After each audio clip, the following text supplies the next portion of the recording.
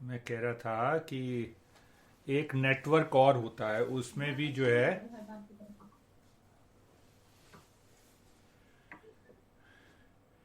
एक नेटवर्क और होता है जिसमें जो है उसमें भी रुक जाता है, बंद हो जाता है। और वो है मन का नेटवर्क। जब गुस्सा आता है अच्छा। तो बोलना बंद कर देते हैं। कभी करती हो तुम? बात नहीं करनी, बस बात मत करो। तो मन का भी नेटवर्क ऐसे ही चलता है। मन का नेटवर्क जब गड़बड़ा जाता है तो क्या होता है फिर? हमारे मुंह से बात ही नहीं निकलती, गुस्सा बहुत ज़्यादा आता है तो एक शब्द नहीं बोला जाता, मुंह फूला फूला हो जाता है। कितनी बार होता है? आ? देखा? सही कह रहे थे। तो इतना समझ लेना है कि मन खराब है, और ये बात समझ लेनी है कि मन जो खराब है वो मेरे अपने कारण से, दूसरे के कारण से नहीं। दूसरा कभी भी जिम्मेवार नहीं होता। अपने हमारा मन जिम्मेवार होता है। ये बात हमेशा गांठ मान लो कि मन जो है मेरे कारण ही शांत रहता है, मन मेरे कारण ही दुखी रहता है, मैं जिम्मेवार हूं। बिल्कुल। अभी जीना है ना बहुत, और सही मन कह के रहे हैं। साथ ही जीना है, इसीलिए बता रहा हूं। इसीलिए बता रहा हूं। ठीक है। तो जब हम ये समझ लेते हैं अच्छी तरह से, नहीं क्रोध आ गया, गुस्सा आ गया, नाराज हो गए, पर अंदर से अगर ये समझ आ जाए कि ये मेरे कारण है, तब साधना शुरू होती है। उससे पहले साधना शुरू हो ही नहीं सकती। उससे पहले कुछ भी करते रहो, ये मंत्र वो मंत्र और दुनिया भर का ध्यान, तो उसका प्रभाव नहीं पड़ता है, और पड़ेगा भी तो बहुत दिनों के बाद, जब तक कि ये समझ आएगी तब। पहली बात। ठीक है जी। अब ये समझ लो कि आप हम साधक हो गए। हमें समझ आ जाती है कि मेरे कारण ही मेरा मन खराब होता है। तो कारण मैं हूं या मेरा मन है, तो मैं साधना शुरू कर सकता हूं।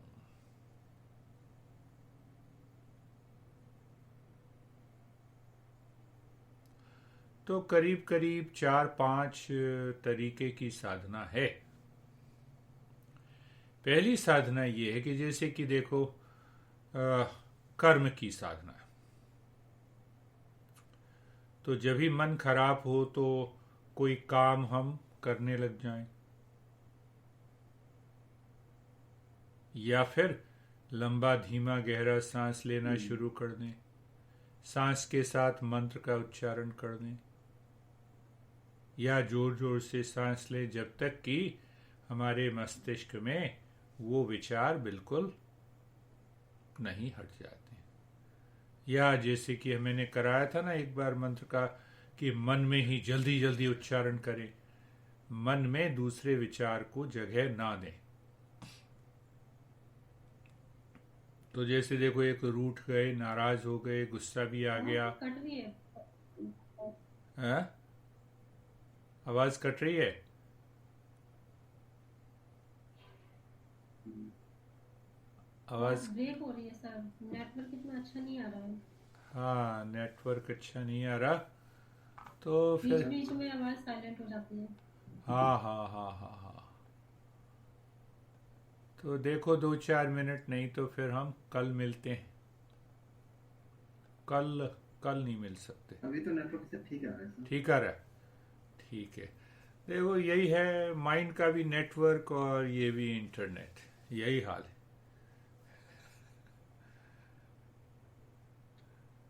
मुस्कुराती भी रहो। आपने बताया वैसे कि ठीक है, जैसे मन में दिक्कत कर रहा है या एकदम या नाराजगी के विचार हुए या वैसे, तो फिर हमने सांस लेना शुरू करा लंबा गहरा, दूसरे को पता भी नहीं लगे। हाँ और अंदर मन में फिर हमने तेज मंत्र का जाप शुरू कर दिया। हाँ। तो जब फिर ये वो सांस लिया, मंत्र का जाप करा। अगर मैं, हाँ जी, जब पूनम नाराज जब हो जाए तो तुम बस अपना करने लग जाओ। ये अपने कारण नाराज है, मेरे कारण थोड़ा है। और सर जैसे कई बार क्या होता है कि सर जैसे कई बार क्या होता है, सर हमें तो गुस्सा आता ही नहीं सर, पता नहीं किस मिट्टी के बने हैं सर। सर जैसे कई बार क्या होता है कि विचारों का वेग ज्यादा होता है, से रोकने की कोशिश करते हैं तो वो जैसे एकदम खड़े रहते हैं, मंत्र कर रहे हैं, सांस कर रहे हैं तो रुके हुए हैं। जैसे ही रोका हाँ, तो वो एकदम आने की कोशिश करते हैं। आने की। तो इसीलिए बिल्कुल सही कई पहचाना। बार अब पहली पहली तो मैं पूनम की बात लेता हूँ कि इनको गुस्सा आता ही नहीं है। तुम्हें पूजा करनी चाहिए इसकी, कभी नाराज नहीं होना चाहिए। हाँ जी सर, हम बोलते हैं सर, हमने पूरी रिश्तेदारी में सारी फ्रेंड्स को हम ये बोलते हैं कि मेरे हस्बैंड ना टेम्पल हैं। उनका एक रिश्तेदारी को टेम्पल मारो है गोली, वो अपनी बताओ। सर हमने अपनी तारीफ हम कोई भी इंसान नहीं करता सर, मैं अपनी तारीफ क्यों करूंगी अपने आप, सर वो तो ये बताएंगे। तो इसका अपनी मतलब तारीफ ये कर रहे हैं है तो कि मुझे अपना देखो तुम भी प्यार होगा हमारे खुशकिस्मत अंदर। हो कि पूनम कभी नाराज नहीं होती। तो फिर कल आप ही बोलेंगे इसके अंदर अहंकार है, अपनी तारीफ खुद कर रही है। नहीं नहीं नहीं, हम तो इनके बात नहीं दोनों सर, तरफ मत रियलिटी है चलो। ना। तुम अपनी बात देखो बता दो। रियलिटी में तुम नाराज नहीं होती, गुस्से नहीं होती, परेशान नहीं होती।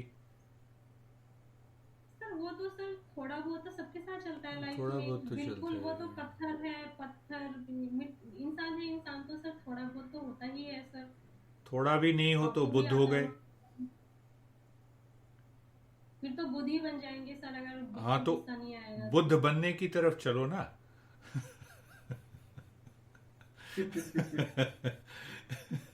और सर कोई, लेकिन सर वहाँ पे अगर कोई हमें सर चीट कर रहा है, धोखा दे रहा है, तो वहाँ पे तो हमें गुस्सा दिखाना पड़ेगा ना, जैसे युक्ति के साथ आप बताते कि हमें युक्ति से हाँ काम हाँ करना पड़ेगा, तो हाँ। हमें नहीं, करना पड़ेगा सर। वो दूसरा पक्ष है, उसको हम और गहराई से लेंगे।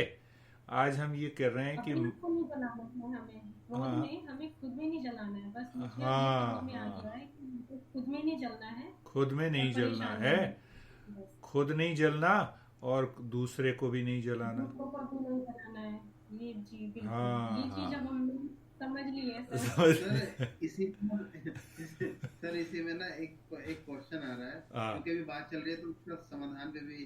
सर जैसे कोई कह रहा है या लग रहा है कि भाई मैं समझ गया, मुझे अब गुस्सा नहीं आया, ठीक है, उस समय उसने उसको जाने दिया इस तरह, लेकिन सर वो धीरे धीरे लगता है केवल जैसे कहीं उस समय उसका प्रभाव नहीं महसूस हो रहा, लेकिन वो अपनी जगह बना रहा है कहीं मन में, और बहुत धीरे अच्छी धीरे। बात कही। इसी को संस्कार कहते हैं। संस्कार बना रहा है। तो वापस एक एक बात को जरा पकड़ो। पहली बात हमने कही कि मन का नेटवर्क जब खराब होता है तब हम अपनी समस्याओं की जिम्मेवारी दूसरे को डाल देते हैं।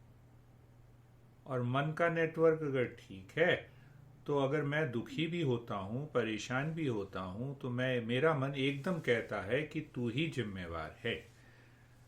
जब मैं कहता हूं कि मैं ही जिम्मेवार हूं तो मैं साधक बन गया। साधक फिर क्या करेगा? मन के ऊपर काम करेगा। तो मन के ऊपर काम करने का क्या मतलब है कि साधना करनी है, साधना में लग गया। तो पहली साधना जो है वो कर्म के द्वारा होती है कि भाई चाहे अब कर्म की, जैसे मैंने कहा कि कोई भी मन की दिशा को बदलने के लिए सांस लंबा गहरा लिया, मंत्र का उच्चारण किया, ये पहली साधना है जिसको कहो कि कर्म के द्वारा होती है। अब एक बात जो हमने कही कि संस्कार बन गए, तो संस्कारों को छोड़ हटाने के लिए हमें कर्म योग करना होता है। कर्म योग में क्या है कि हमें अपने अहंकार को हटाकर और बिना फल की इच्छा किए हुए, हमने बस चर्चा की थी कि कर्म को हमें करना है, कर्म कर्म के लिए करना है, कर्म किसी अहंकार के लिए नहीं करना। हमने चर्चा की थी शायद, है कि बिना किसी फल की इच्छा के लिए। अब देखो, हाँ, जैसे अब पूनम तुम्हारी सेवा करती है, तुम पूनम की सेवा करती हो, तो अगर उसमें स्वार्थ होगा तो द्वंद्व आएगा, अहंकार होगा तो द्वंद्व आएगा। अगर अहंकार नहीं है, फल की इच्छा नहीं है, तो ये पहली प्रकार की साधना हो गई। हम क्या समझने की कोशिश कर रहे हैं?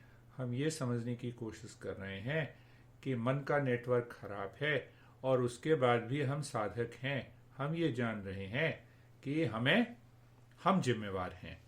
तो जब ये समझ में आ गई, इस समझ के साथ पहली जो साधना है वो कर्मयोग की साधना है। दूसरी साधना है भाविक साधना, भावनात्मक। इसको 4 या 5 तरह ग्रुप है। तो जैसे भावनात्मक साधना, मन बड़ा बेकार है, बड़ा दुखी है, शरीर ने कष्ट दे रहा है, बिल्कुल आंख बंद करके, क्या करो, आंख बंद करके ले जाओ अपने मन को हृदय के अंदर। ये कल्पना करो कि हृदय के अंदर एक दरवाजा है बहुत बड़ा, और वो दरवाजा खुलते हुए दूर देख रहे हो कि बुद्ध बैठे हुए हैं, जीवंत बुद्ध बैठे हुए हैं, और तुम उनके पास गए, मैं उनके पास गया और ये कहा कि हे प्रभु, जो मैं हूं, जो मेरा है, जो मेरे पास है, वो सब तेरा है। तो क्या मतलब हुआ कि अभी क्रोध आया, ये भी तेरा है, दुख आया, ये भी तेरा है, सुख भी तेरा है, सब कुछ तेरा है। तो ये हो गई भावनात्मक साधना, जिसमें भक्ति योग भी कह सकते हैं और भावनात्मक साधना भी कह सकते हैं। तो भावनात्मक साधना भी कम से कम कितने होंगे? 3-4 हजार भावनात्मक साधनाएं, 3-4 हजार भावनात्मक साधना है। 3-4 हजार? हाँ। कृष्ण को खाना परोस रही थी उनकी पत्नी का नाम क्या है? रुक्मणी। हाँ। तो खाना जैसे खाने लगे, 2 कौर उठाया और कृष्ण जो है एकदम उठ के दौड़ गए दरवाजे की तरफ, और उसके बाद दौड़े और फिर वापस आ गए, वापस आके फिर खाने लगे। तो रुक्मणी जी ने कहा कि भाई आपने ये क्या किया? मैंने खाना परोसा, 2 कौर खाया, फिर आप दौड़ के उठ के खड़े हो गए और फिर वापस आ गए। कहते हैं नहीं, मैं जब खाना खाने लगा तो एक भक्त पुकार रहा था, मुझे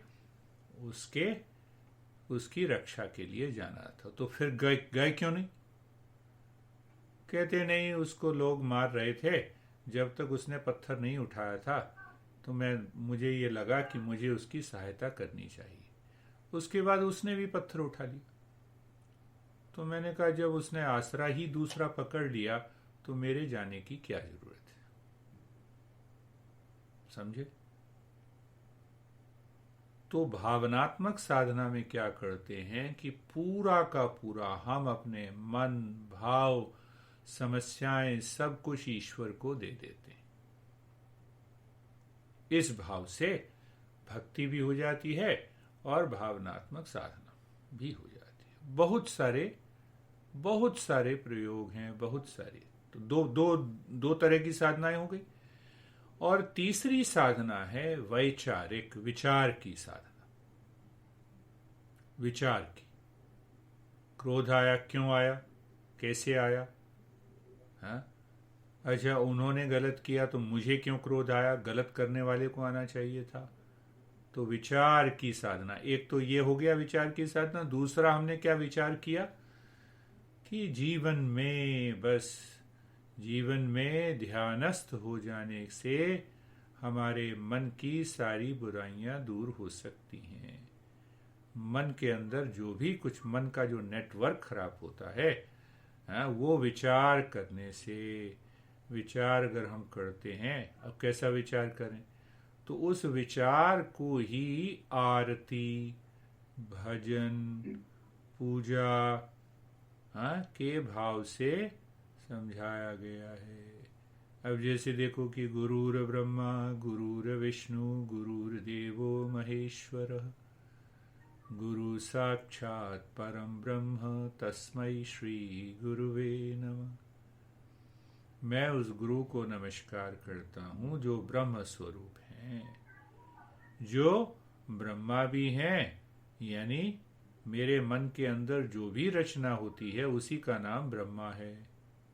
मैं जिस तरह से जिस भाव से कर्म करता हूँ उसी का नाम विष्णु है। और संहार जो है यानी मृत्यु का कारण भी जो है वो महेश है। तो बार बार मैं अगर इस पर विचार करता हूँ कि मेरे अंदर ब्रह्मा तुम बैठे हुए हो, मेरे अंदर विष्णु बैठे हुए हो, मेरे अंदर शिव बैठे हुए हो, और तीनों मिला के पर ब्रह्म है। विचार हम भी कोई भी कर रहे। एक गुरुदेव बड़ा पसंद करते थे वो मन का भजन, मुझे याद नहीं आ रहा, तो बार बार कहते थे उसको कहने के लिए। तो इन्हीं विचार करना है। हम क्या करते हैं कि जब हम किसी से नाराज होते हैं, दुखी होते हैं, क्रोधित होते हैं, तो हमारे मन से उल्टे विचार निकलते हैं। तो इसीलिए तीसरी प्रकार की जो साधना है उसमें हम विचार, एकदम विचार को बदल दें। क्या कर दिया आपने, एकदम अच्छा मुंह से निकल गया, अब इसको बदल देते हैं। हाँ, फिल्मों में देखते ना, क्या कर दिया, नहीं क्या कर दिया आपने, ऐसा नहीं करना चाहिए। तो एकदम हमने अपने विचार को बदल दिया। तो विचार के द्वारा भी साधना होती है। ठीक है, तो 3 प्रकार की साधनाएं हो गई, भावनात्मक साधना, विचार की साधना और कर्म की साधना। अब देखो विचार की बहुत सारी साधनाएं। हाँ, बुद्ध की बात याद आ गई मुझे। तो बुद्ध जब बड़े हुए, बेटा हो गया, तो पिता ने कहा कि अब राजपाट संभाल लो, तुम राजकुमार हो, अब तुम राजा हो जाओ।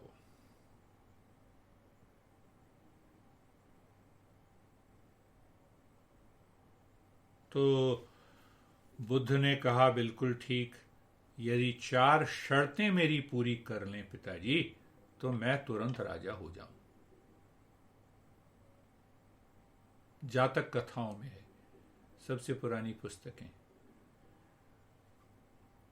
तो पिता ने कहा बोलो तुम्हारी इच्छा, मैं तो राजा हूं, तुम्हारी इच्छा पूरी कर दूंगा। पहली इच्छा, मैं कभी बूढ़ा नहीं हूं। दूसरी इच्छा, मैं कभी मरूं नहीं। तीसरी इच्छा, मैं कभी बीमार ना हूं। पूरी करो पिताजी, तुरंत राजा हो जाओ। चौथी इच्छा, कि कभी भी दूसरे देश का राजा हमारे ऊपर आक्रमण ना करे।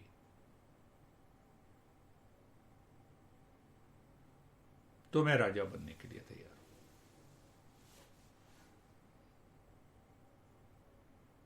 तो बुद्ध ने इसको उल्टा करके प्रश्न किया, मैं कभी बूढ़ा ना हूं, तो मैं तो चेतना हूं, मैं शरीर तो हूं नहीं। शरीर बूढ़ा होता है ना,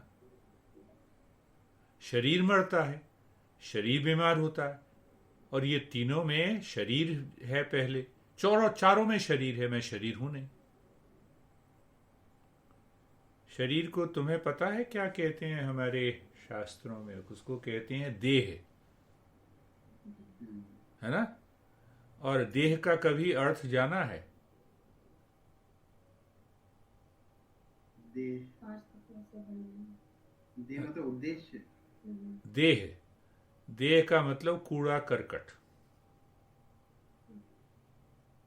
बाहर से कितना भी चमका लो, देह है ही कूड़ा करकट। जितने भी छेद हैं उन सब छेद से बताओ कि कौन सी अच्छी चीज निकलती?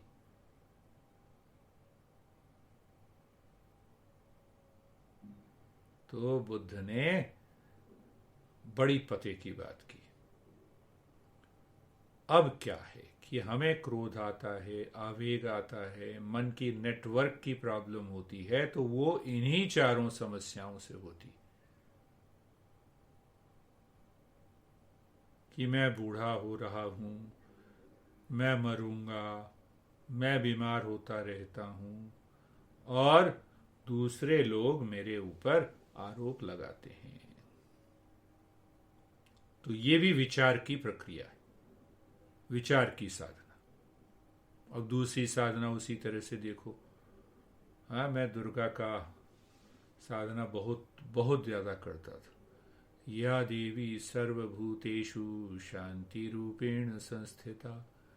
हे देवी, हाँ, तुम्हारे यहाँ तारा देवी है, हमारे यहाँ वही तारा और वही दुर्गा, एक ही बात है।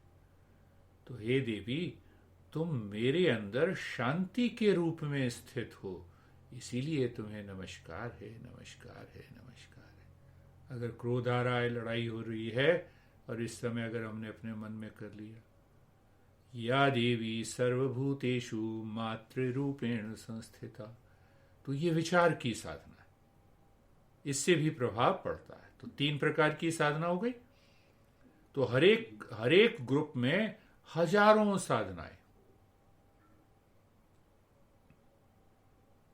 अब चौथे में हम क्या करते हैं कि शरीर को शिथिल और स्थिर कर लेते हैं। शिथिलता मतलब रिलैक्सेशन, और स्थिरता का मतलब यह है कि शरीर के अंदर मन के द्वारा स्थिरता को ले आते हैं। जैसे उदाहरण लो कि तुम नाराज हो, क्रोध में हो, दोनों को कह रहा हूं।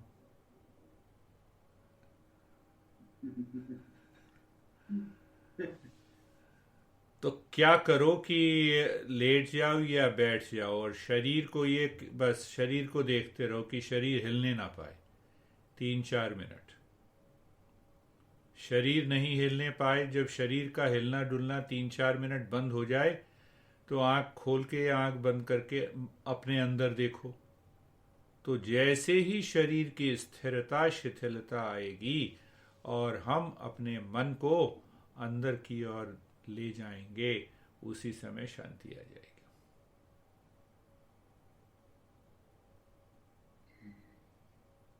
देखा तुम, तनाव जब होता है, गुस्सा जब आता है, कि शरीर का एक भाग फड़कने लगता है, प्राण का कंपन यहाँ पे आ जाता है। शरीर की जब स्थिरता होती है तो वो प्राण ऊपर उठने लगता, हार्ट बीट बढ़ जाती। तो ये इस तरह की भी साधनाएं हजारों में हैं।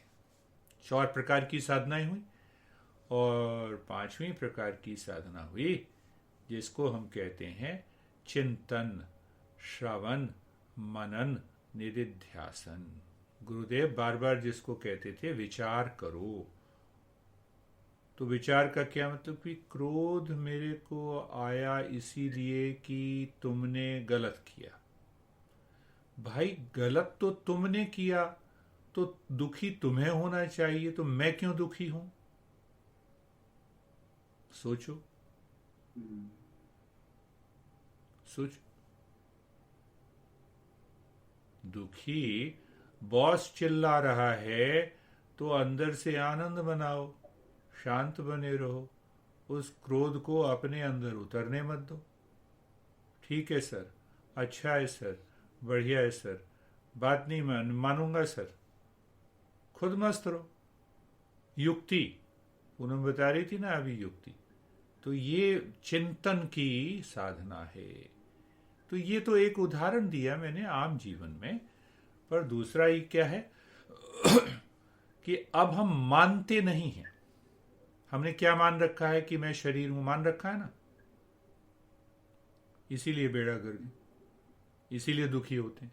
अभी बुद्ध की बात बताई। इसी प्रकार से हमने ये मान रखा है कि ईश्वर है, हम जानते नहीं, मानते हैं, हम जानते नहीं। तो श्रवण मनन निधिध्यासन के द्वारा हम जो मानते हैं उसकी परख करते हैं, विचार के द्वारा अपने ही विचार की हम परख करते हैं। तुम मानते हो कि ये पति हैं या जानते हो? जानते। और ईश्वर को मानते हो या जानते हो? जाना भी नहीं है अभी, जाना ही नहीं है तो मानते हैं। देखो, जाना नहीं है अभी, लेकिन मानते हैं। किस किताब में पढ़ाया कि मैं शरीर हूं? किसी किताब में नहीं पढ़ा, हमने मान लिया। देखो,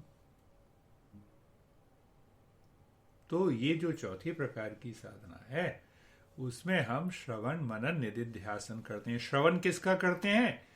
जो कि हमारे बड़े बड़े गुरुओं ने बात कही है। महात्मा बुद्ध ने, उनका भी अष्टांग मार्ग है।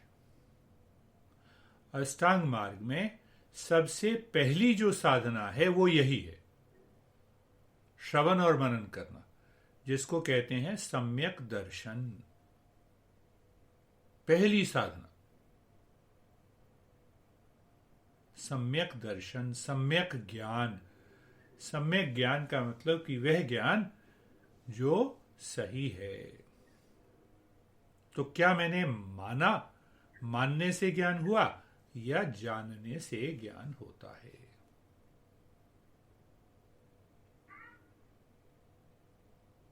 समझ रहे हो? तो देखो, बार बार इस पर मनन करना है। मैं बीच बीच में ऐसे विचारों को मन के अंदर दे रहा हूं।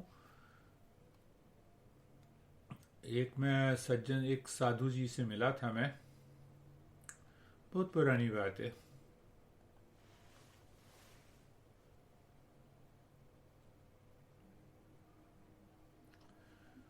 तो वो ये कहते थे, देखो कि अगर तुम्हें कोई गाली देता है तो विचार करो कि गाली किसको दी, तुम्हें दी या तुम्हारे शरीर को दी। देख कर ही देगा ना, आंखों से देख कर ही तो कोई गाली देगा। गाली आत्मा को तो दे ही नहीं सकता, क्योंकि आत्मा दिखाई नहीं देती मन से, और शरीर में हुई तुम हो ही नहीं, तो गाली कहां गई? गाली आई और चली गई, जैसे हवा आई और चली गई। मनन, मनन की प्रक्रिया। अब देखो, ये सब जो हम करते हैं ये मन को सुधारने के लिए करते हैं। और आज एक हाँ, ये बात बड़ी अच्छी है। हाँ, मेरे मन के अंदर आई तो वही बोल रहा हूं। ये बात हमेशा याद रखना।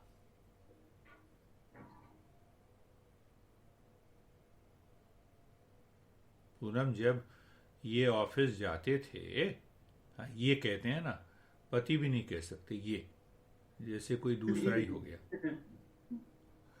ये तो नाम लेते हैं सर। हाँ, ये बढ़िया, फिर तुम अच्छी हो। तो अगर ये परमिशन मिल गई, घर में भी बोल रखा है, सबके सामने ले लेते हैं। बिल्कुल, ये जरूरी है। अब विनय ऑफिस में हो तो तुम याद करते हो विनय को, तो तुम्हारा मन विनय के पास जाता है। हाँ जी, चला जाता है सर, कई बार इनको परेशान भी किया है। हाँ, तो यही बात समझनी है कि मैं अगर इंडिया की याद करता हूं तो मेरा मन इंडिया चला जाता है या इंडिया मेरे मन में आता है? ये बताओ। इंडिया मन में आ इंडिया मन जाता में आता है, उनको याद करते हैं तो ये मन में आ जाता है। हाँ, तो क्या मतलब हुआ? ये बात बड़ी गहराई से समझनी है कि हमारा मन कहीं भी नहीं जाता है। सही। आम तौर की भाषा में हम ये कह देते हैं कि मेरा मन चला गया, तो वो प्रचलित हो गई, फेमस हो गई ये बात। पर सच्चाई क्या है? मन कहीं नहीं जाता।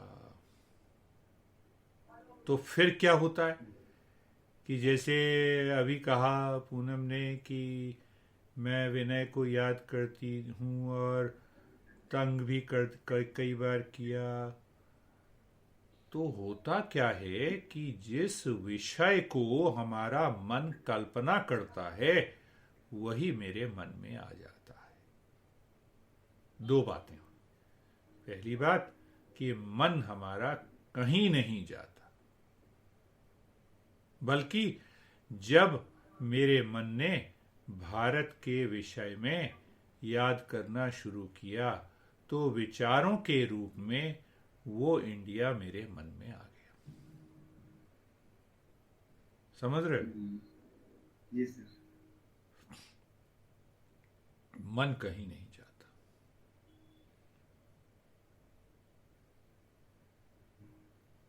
तो मन क्या करता है?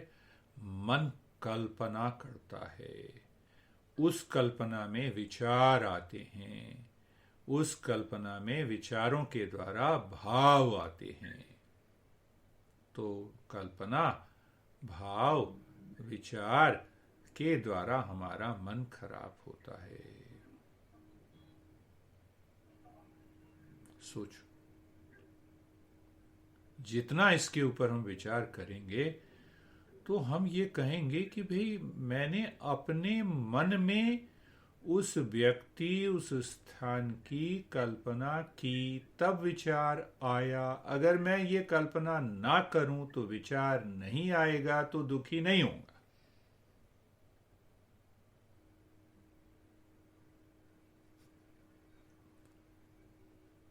सर आप सही कह रहे हैं। ऐसे एक विचार इस जैसे किसी की कल्पना ना करें और उस समय अगर आने के लिए कल्पना हो तो हम मतलब किसी दूसरे कार्य में लग जाएं, हाँ, तो वो फिर बिल्कुल। कल्पना एक की या ओर। तो दूसरे कार्य में लग जाएं, और अगर वो विचार बार बार आते हैं तो इसीलिए मैंने 5 तरह की साधनाएं बताई। इसीलिए विचार ही आ रहा है ना, तो विचार की मैंने कल्पना की ना उस वस्तु की, उस व्यक्ति की, तो हाँ जी। अब फिर मैं विचार करने लग जाऊंगा, अच्छा अच्छा, बुद्ध महाशय, बुद्ध भगवान बुद्ध मेरे सामने बैठे हुए हैं, और जब वो बैठे हुए हैं तो मुझे किसका डर? हे बुद्ध भगवान, मुझे आशीर्वाद दें। वो उसी हमने अपने मन की उस कल्पना को ईश्वर के साथ जोड़ दिया।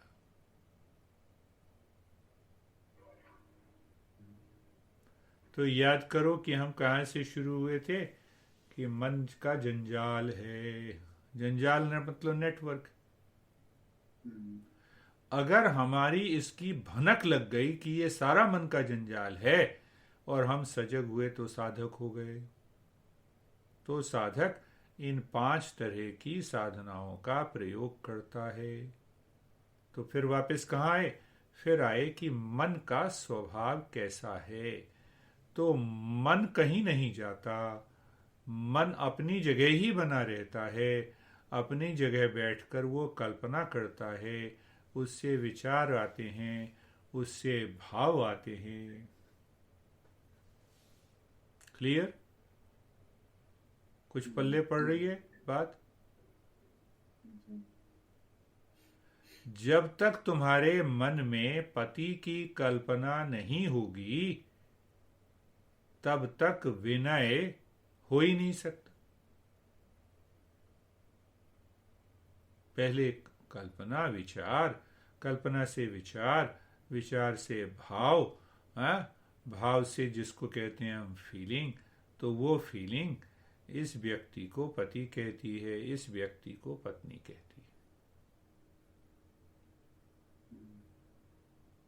नहीं तो माथे पे नहीं लिखा हुआ।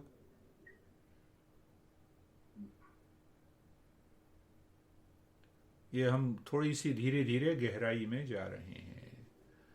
दो बातें हुई कि मन कहीं नहीं जाता, समझ में आ गई ये बात।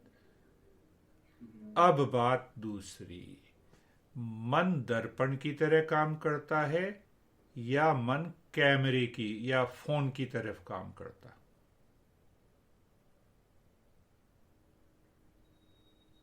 तो मैंने क्यों ये दो उदाहरण लिए? देखो, फोन है ना, फोन भी कहीं नहीं जाता। मैं फोन से तुमसे बात करूं या किसी और से बात करूं, कितनी दूर से बात करूं, कितने नजदीक से बात करूं, फोन तो मेरे हाथ में ही रहता है ना, है ना। उसी प्रकार से मन कहीं नहीं जाता। और दर्पण भी, दर्पण जहां लगा रखा है वहां से नहीं हटता, हम ही वहां जाते हैं। ऐसा तो नहीं है कि आज बाथरूम में लगा रखा है शीशा, कल ड्राइंग रूम में लगा दो, परसों गेट के पास लगा दो। तो अच्छा, जब मैं तैयार होना है ना, मैं अभी आती हूं, और शीशे के सामने किसको देखते हो? प्रतिबिंब को देखते हो। उसी प्रतिबिंब को ही तो इमेज कहते हैं। प्रतिबिंब का मतलब इमेज। पर ये बताओ पूनम कि कितनी बार शीशे को डेली देखते हो? उदाहरण के लिए अगर 2 बार भी देखते हो तो पिछले 5 सालों में कम से कम तुमने 3000 बार देखा होगा। अब ये बताओ कि क्या कोई संस्कार उस दर्शन में, उस दर्पण में तुम्हारे बने? जैसे तुम सामने खड़े हो तो प्रतिबिंब दिखाई देता है ना। तो उस प्रतिबिंब का वेट बढ़ जाता है क्या? शीशे का वेट बढ़ जाता है जब तुम देखते हो? उसकी लंबाई चौड़ाई बढ़ जाती है, कलर, रंग बदल जाता है। एक मन इस तरह का होता है। अब ये विचार करो, इतना विचार करो कि देखो, आज मैं बात करने जा रहा हूं तो मेरा मन शीशे की तरह हो। सामने आया, बातचीत की, सामने से गए और वो प्रतिबिंब भी चला गया।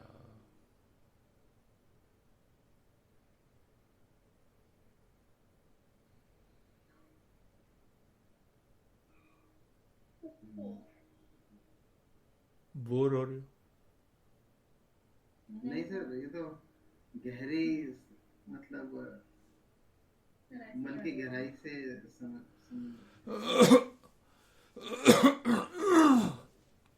तो यदि मन हमारा दर्पण की तरह है तो हमें कभी कोई समस्या होगी? नहीं होगी।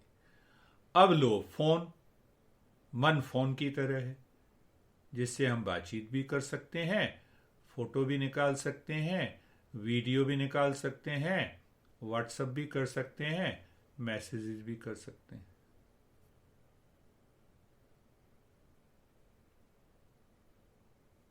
तो जब तुमने किसी को फोन किया तो उसके संस्कार फोन में जमा हो जाते हैं।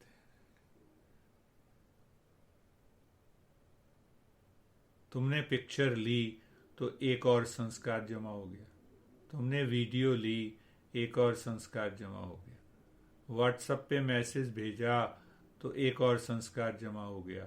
यहाँ तक कि हमारे सीबीआई और यहाँ एफबीआई भी अगर तुम मैसेजेस को डिलीट भी कर देते हो तो भी वो निकाल लेते हैं। पता है ना? तो उन्हीं को वासना कहते हैं, उन्हीं को संस्कार कहते हैं कि तुमने तो ऐसा लगा कि डिलीट कर दिया है, पर वो डिलीट होने वाले नहीं। वो डिलीट अगर होंगे तो केवल साधना से ही होंगे।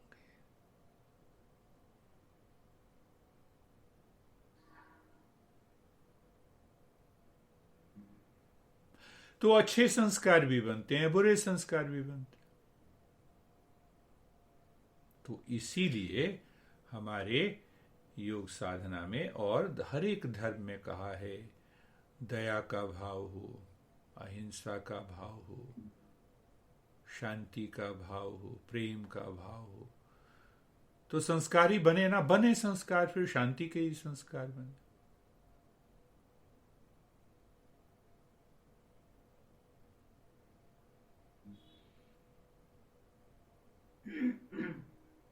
कहां से हम चले थे याद करो। आज की यात्रा में बड़ी गहराई से हमने उदाहरणों से समझा। तो क्या होता है, तो हाँ, एक कदम और आगे बढ़ लेते हैं, फिर वापस जाते हैं।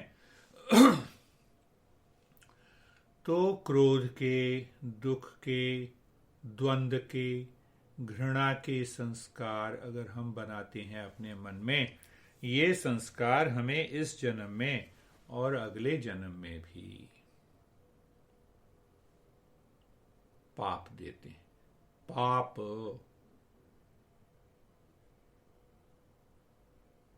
और अच्छे संस्कारों से पुण्य प्राप्त होता है। और इन अच्छे और बुरे संस्कारों से, पाप और पुण्य से हमारा अगला जन्म निर्धारित होता है। जैसे इस जन्म में जो पिछले जन्म के संस्कार थे, उन संस्कारों का एक भाग ने हमें ये मनुष्य जीवन दिया, और वही संस्कार कर्म के रूप में बदलते रहते हैं।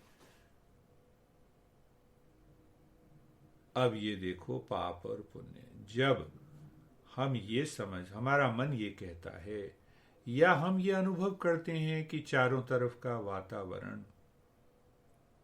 ठीक नहीं है, परिवार ठीक नहीं है, पति या पत्नी ठीक नहीं है, बॉस बड़ा परेशान करता है, हम हमेशा दुखी रहते हैं, तो ऐसा नहीं है कि वो बॉस दुखी कर रहा है या परिवार खराब है, बल्कि मुझे अपने पुराने कर्मों का फल मिल रहा है। कई बार देखते हो ना कि एक परिवार ने कुछ ज्यादा मेहनत नहीं की, सब कुछ हो गए, सब कुछ अच्छा अच्छा है। एक व्यक्ति सालों मेहनत करता है तो थोड़ा मिलता है, और एक व्यक्ति बिल्कुल मेहनत नहीं करता, थोड़ा सा भी करता है तो उसको ज्यादा मिलता है। तो वो उसके आज के कर्मों से नहीं मिला, वो पुराने जन्म के संस्कार से।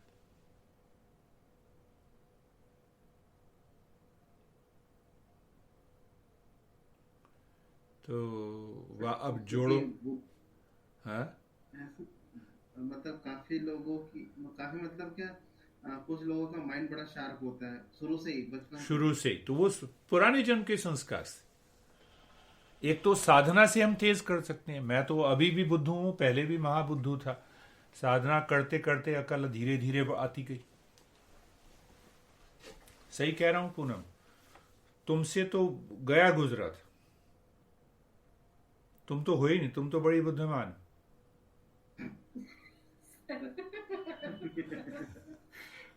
सर ये तो कमेंट हो गया हमारे लिए। अच्छा कमेंट हुआ ना। नहीं सर। तो धीरे धीरे करते करते रहने से फिर ये बात समझ में आई। तब समझ में जब आई तो अब देखो कि एक तो पाप पुण्य का फल तो मिल रहा है, वो तो मिलना ही है। जितना मैंने पुराने जन्म में किया है उसका तो फल मिलना ही। पर अब मैंने क्या किया, क्योंकि साधना शुरू कर दी, अच्छे कर्म करने शुरू कर दिए, और वो कर्म मन में दर्पण की तरह पड़ते हैं, तो क्या हुआ, संस्कारों में कमी आ रही है ना। संस्कारों में कमी आ रही है, कमी आ रही है, कमी आ रही है, बिल्कुल खत्म हो गए। निर्वाण हो गया, उसी को निर्वाण कहते हैं। अब संस्कार बचा ही नहीं।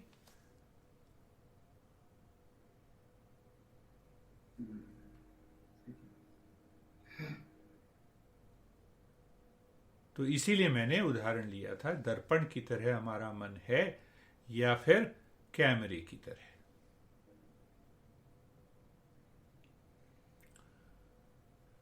कोई व्यक्ति सुंदर है, सुंदर कहना बुरा नहीं है, पर उसके साथ ये जोड़ लेना कि मैं इतना सुंदर नहीं हूं जितना ये व्यक्ति सुंदर है, ये संस्कार बना देगा। दर्पण ये तो नहीं कहता तुम जितनी बार भी जाओ, दर्पण ये तो नहीं कहता दूसरा आया था देखो तुमसे ज्यादा सुंदर था। कैमरा कहता है।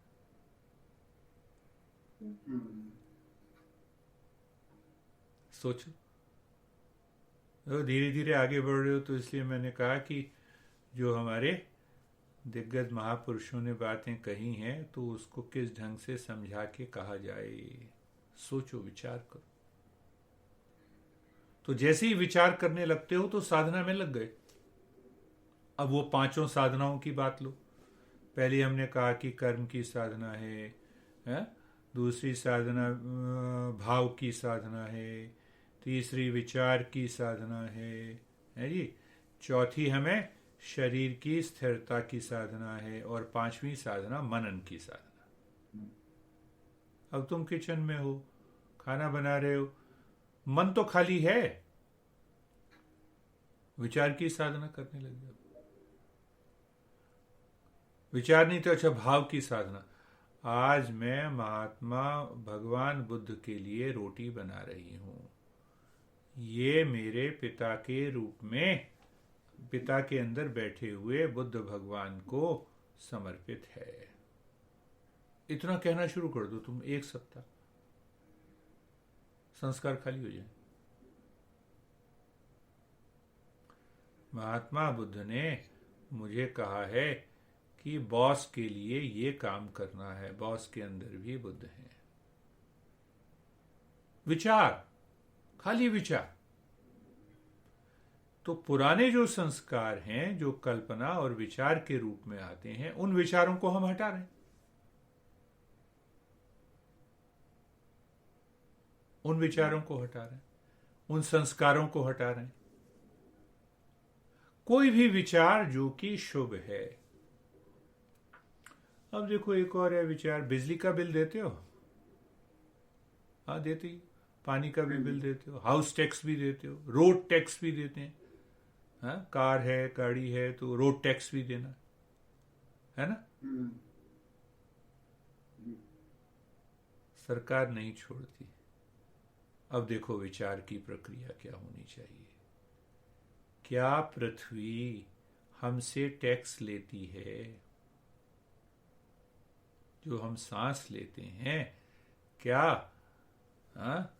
हवा हमसे टैक्स लेती है? बिना पानी के हम जिंदा नहीं रह सकते। क्या पानी हमसे टैक्स लेती है? क्या आकाश, उसी के कारण घर बना हुआ है, क्या वो आकाश हमसे टैक्स लेता है?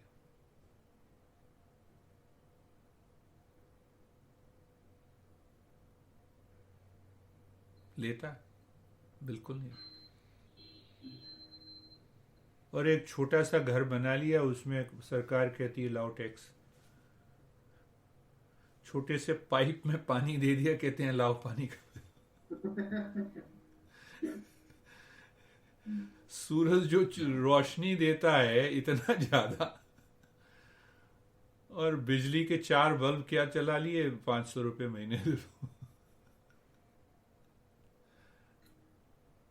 तो क्या किया हमने अपने मन की दिशा को दूसरी तरफ ले गए कि हमें इतना कुछ मिला हुआ है। क्या होगा? ये विचार भी अच्छे संस्कार बनाएंगे और पुराने संस्कारों को काटते चले जाएंगे। इसी को बुद्ध की करुणा कहते हैं। यहाँ पे करुणा वाला ध्यान करवाते हैं। करुणा तो नहीं रहती, लोग दुखी होते रहते हैं, उसमें करुणा करवाते हैं। तरीका अलग है, मतलब पद्धति सही है, पर उसको अगर गलत ढंग से करवाएं तो उसकी तो फिर प्रॉब्लम हो जाएगी।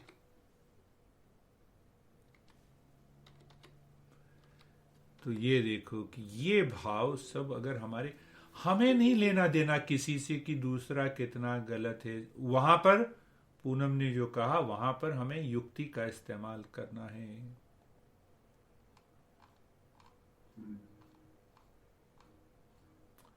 जो जैसा ठीक है वहां पे हमें युक्ति का इस्तेमाल करना है।